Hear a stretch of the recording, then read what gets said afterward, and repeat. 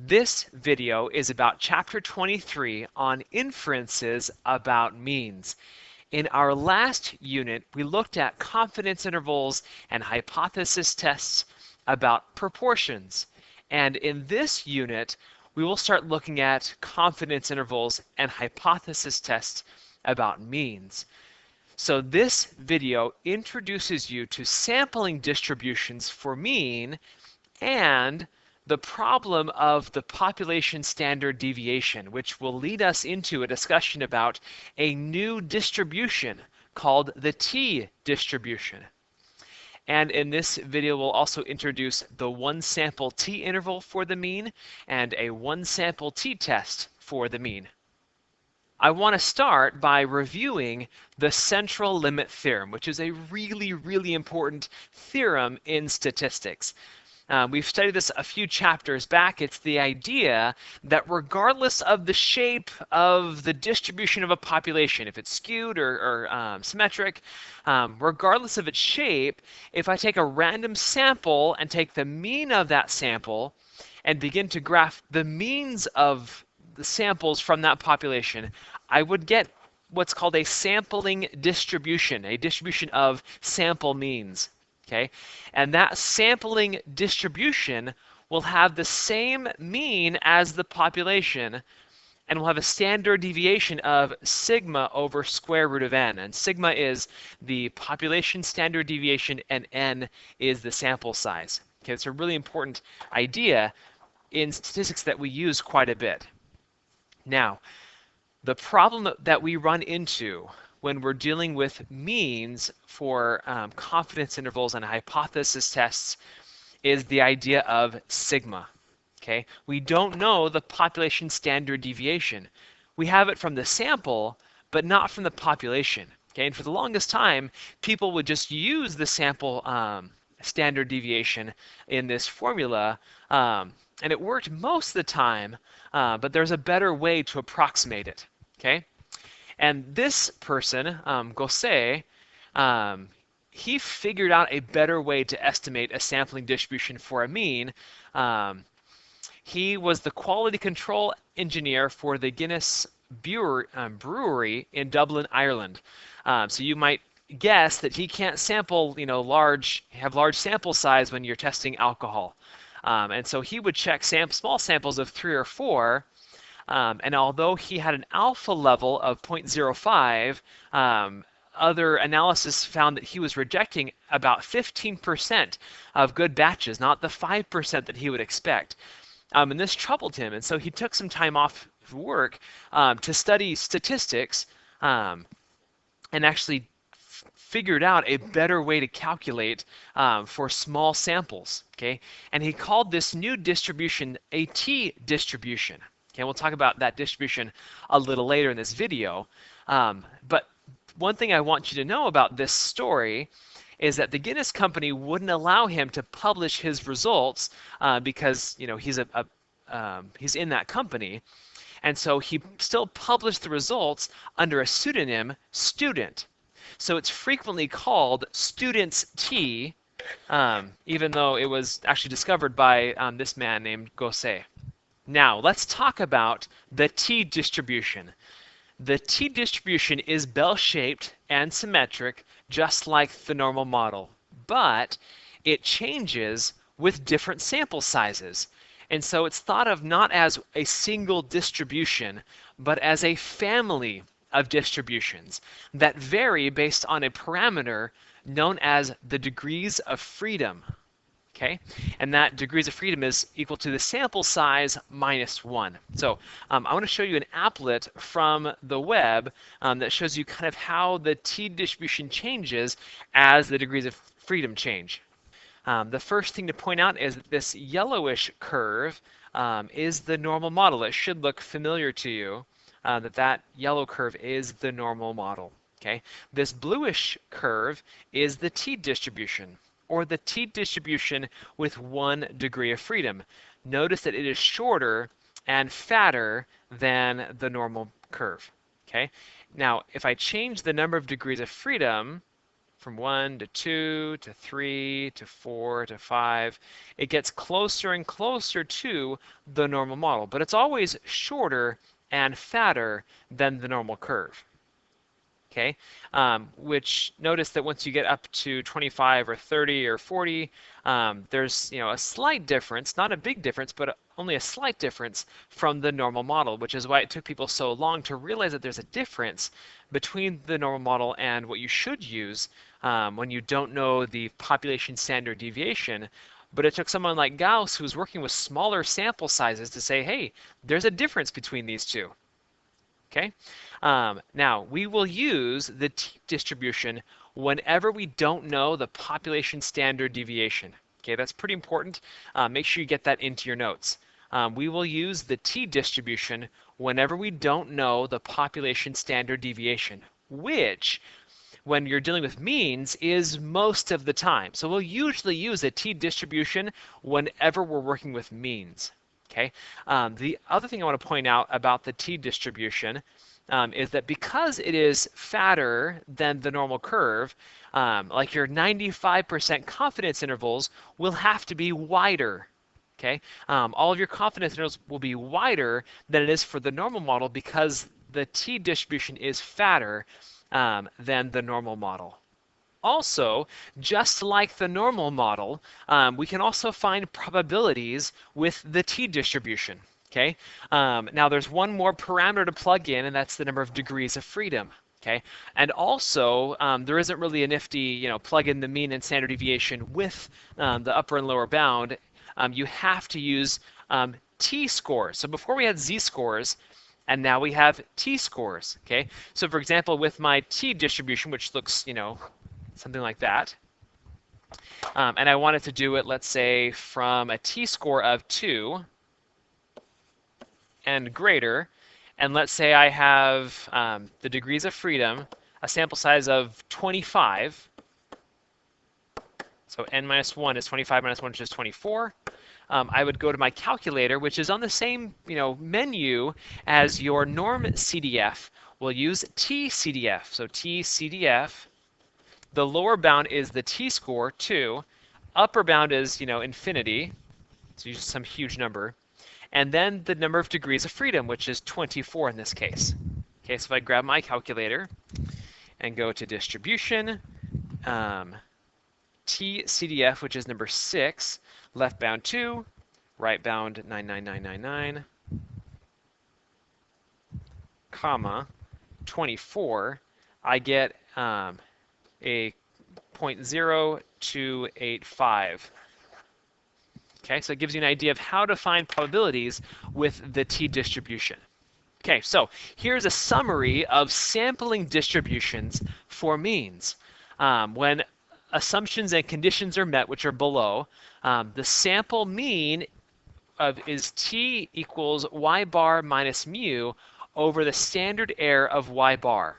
Okay, which should look again like z equals x minus mu over sigma. Okay, but it's now adapted to means. Okay, y bar minus mu over the standard error of y bar, and that standard error is s over root n, where s is the standard deviation of the sample. I will also point out that because we are estimating the standard deviation, it is the standard error, not standard deviation. We use the standard error when we are estimating for the standard deviation. Okay. Now, the assumptions and conditions are these. There are 4 of them. One is the independence assumption. Each, member of your sample must be selected, must have responses independent of the other ones. Okay. You also must have a random sample. That's one that you have to state explicitly on a free response question. You shouldn't sample more than 10% of your condition. And the other really important one that you have to state is a nearly normal condition. Okay. Now there's a couple of categories that this can fit into. If the sample is small, meaning less than 15, then it's important that your sample's distribution is close to the normal model. Okay, it's symmetric, it's unimodal, it has roughly a normal shape. That's really important when the sample is really small. Okay, and you have to check that either using a histogram or a normal probability plot or a box plot, something that you can use to see if the sample is roughly normal. Okay, if the sample is a little larger, like between 15 and 40, then you can be a little more forgiving, but it should be still unimodal and reasonably symmetric. Okay, if the sample is large, then you're usually okay regardless of the distribution of your sample. Okay, so frequently when you're checking this condition, you'll say the sample is small, but it's nearly normal, or you can say the sample is large, and that is sufficient to check this condition. And by the way, these are also the assumptions and conditions for both the one sample t interval and the one sample t-test. So here is the one sample t interval for the mean. Okay, when those assumptions and conditions, the ones we just talked about, and the two most important ones are randomization and the nearly normal condition, when those are met, we can find a confidence interval for the population mean, mu, using this equation. Okay, where the standard error of y is this s over root n. Okay, now there is a new thing in here. This is this, we had z stars before, and now we have t stars. Okay, t stars to the n minus 1, meaning it's based on the number of degrees of freedom. Okay, and the invt function in your calculator is the same place as the inv-norm on your other calculator, okay? But be aware that if you have a TI-83, I don't think the inv-t function is in the TI-83. So this is only useful for TI-84 calculators, okay? And just like before, you would use the confidence level plus one tail, comma, the degrees of freedom would give you that inv-t. So let's say I wanted to find a 95% confidence level. Okay, so here's my curve. I want 95%. Okay, one tail would be 0.025. So I would do inv-t of 0.975, comma, the number of degrees of freedom. So let's use our 24 from the previous example of a sample size of 25. And I go distribution, inv-t, which is number 24, I do 0.975, comma, degrees of freedom 24, and I would get a number, it's thinking 2.06, let's just say 4. That's close enough. Okay, which notice that that number is larger than the one we usually use for 95% confidence interval, which is 1.96. Okay, so your t star values will be larger than the ones you memorized for the normal curve.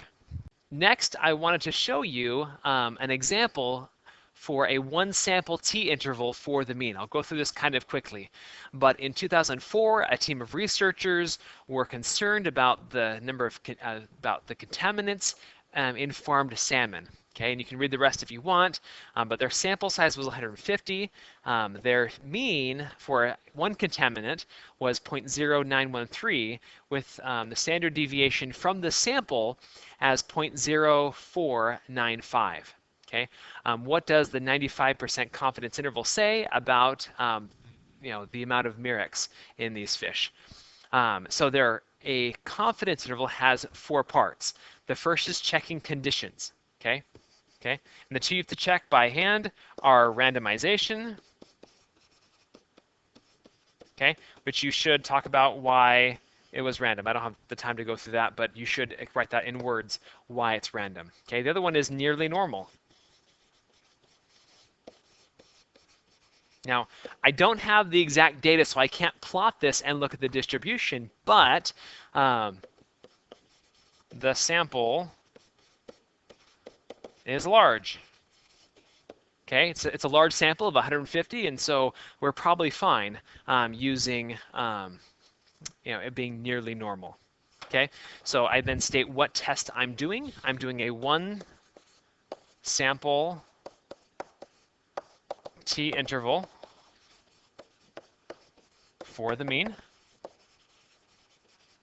Okay, I next calculate that interval, and yes, there is a t interval function on your calculator, but here's one by hand. it's y bar plus or minus t star sub n minus 1 times s over square root of n. That's your formula that you need to memorize. So y bar is 0.0913 plus or minus t star. Now t star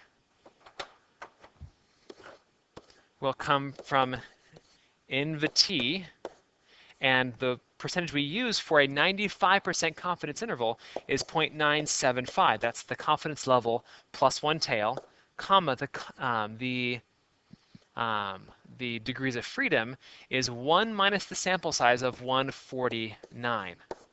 Okay, and that'll be 1.976, a little bit bigger than the 1.96 that we memorized earlier, times S, which is 0.0495 over the square root of n, which is 150.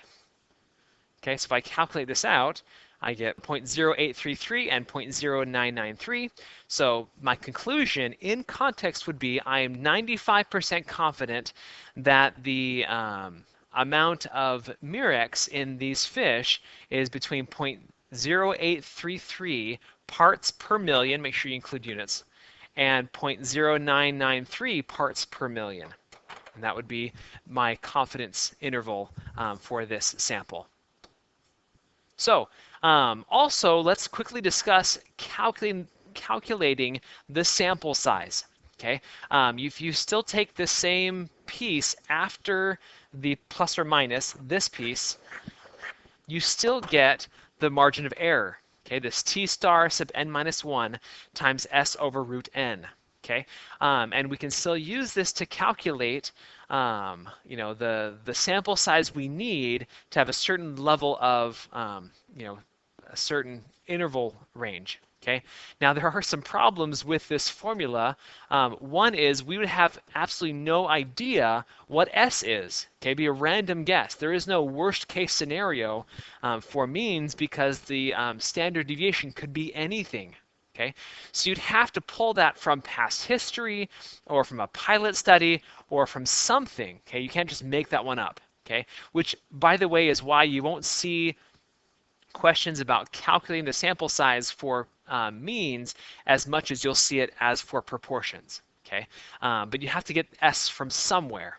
Okay, the other problem, which is probably a more significant problem, is that you can't find T star unless you know n, and you're looking for n to begin with. Okay, so what we usually do is we usually just use our z star values when we're finding the margin of error and hoping that it's big enough that we're probably okay. Okay, if you get a sample size bigger than about 60, then you're probably fine. Okay, if your sample size is less than 60, you may need to plug in with that n value and see what margin of error you get. So here's an example from the book that walks through that process. A company claims its programs will allow your computer to download movies quickly. We'll test the free evaluation copy by downloading a movie several times, hoping to estimate the mean download time with a margin of error of only 8 minutes. We think the standard deviation of download times is about 10 minutes. So that's our estimates. We plugged those things in, and we again notice that we used our z star value. This is the z star value of 1.96, and we came up with a sample size of 6, okay, which is pretty small, less than the 60 we were hoping for. So what they did is they then went back and they used the t star value with 5 degrees of freedom, okay, and then went through the calculation again and found about it being about 10.33, and again you always round up, and so they went for a sample size of 11 movies. Okay, that's not as common, but I wanted to show you that in case you're asked to find the sample size that you would need for a t interval. Okay, the next big idea is a one sample t-test for the mean. This will, just like the t-interval, will be very similar to hypothesis tests that we did for proportions. Okay, your t-score value will be similar to, again, z equals x minus mu over sigma, except it's y bar minus mu naught. This is the hypothesized mu value, hypothesized mean. Okay, and again, the standard error is s over root n, okay, with n minus 1 degrees of freedom. Okay, and the assumptions and conditions for this are the same ones as we used for the sampling distribution. The two most important ones are randomization and the nearly normal condition. So here is a quick example of a one-sample t-test for the mean. Researchers tested 150 farmed salmon. This is the same situation as before. Okay, the EPA recommended screening value for Mirex is 0.08 parts per million. Okay, so a hypothesis test has 5 parts. The first is our null hypothesis, which is not p anymore. It's going to be mu is equal to 0.08. That's our hypothesized value. We're assuming that they're meeting the EPA standard. Okay, but we want to know is if what is in this population is bigger than the EPA value, meaning that they're breaking, than the EPA recommendation. Okay, and I have no reason to have alpha be bigger or smaller than normal, so I'll just pick 0.05 as my alpha level. Okay, the next thing I do is check my conditions. It is a random sample. I'm at least assuming it is because we already checked the conditions is what they said. And the sample is large enough. Now, when you're actually finding your p-value, there is a t-test function on your calculator, but just so you can see it, t sub n minus 1 is equal to y bar minus mu naught over it's s over the square root of n, which is 0.0913 minus our hypothesized value, which is 0.08, divided by s, which is 0.0495, divided by the square root of the sample size, which is 150. And I get a t sub n minus 1 value of 2.796. So the way I get my p-value is do the t CDF function, and I want to go more. So the lower bound is 2.796, comma, infinity. And the number of degrees of freedom is 1 less than the sample size, which is 149. And I get a p-value of 0.00293. Okay. Now notice that this is a one-sided test, and so I can leave the p-value at that number. Okay. And then finally, I can use my conclusion of, I'm going to just say it out loud for the sake of time, with a p-value of 0.00293, I would reject the null hypothesis because the p-value is less than my alpha level, and would conclude that the amount of Mirex in these fish is greater than their EPA's recommended screening value. Okay, and that wraps up this video about inferences, meaning confidence intervals, and hypothesis tests about means, and having to use the t-distribution. And again, the t-distribution is used whenever we don't know the population standard deviation. Thank you for watching.